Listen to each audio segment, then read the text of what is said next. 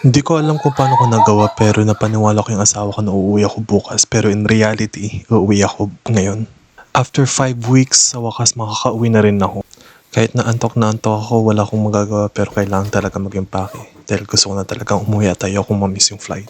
Normally 3 weeks on, 3 weeks off kami pero tinawagan ako ng boss ko kung pwede ako pumasok ng 2 weeks early.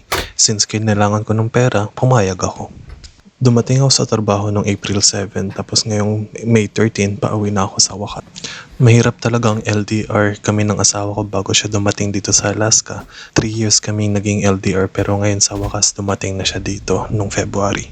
Nandito na ako sa airport, hinihintay na lang mag-boarding sa aeroplano.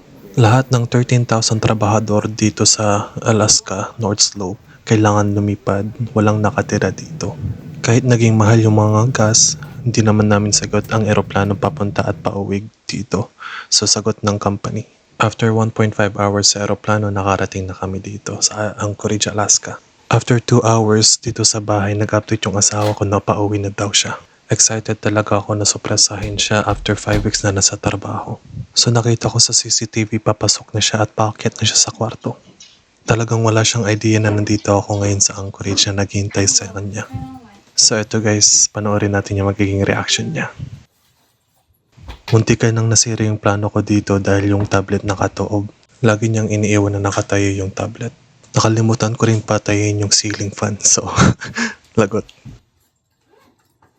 Ito na guys, nasa CR ako at ako'y kating-kati na para mayakap ko yung asawa ko at makita ko siya.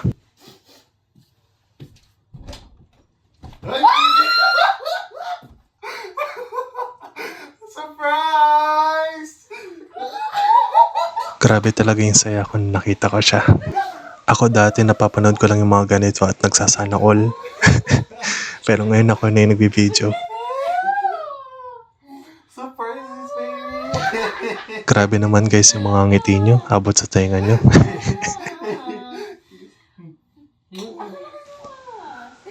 Kung may mga ganito kayong experience na surprise, i-share nyo sa comment. Kung napangiti ko kayo, i-like nyo yung video, follow nyo sa page ko, at i-share nyo yung video na to. Maraming salamat. Ano yun?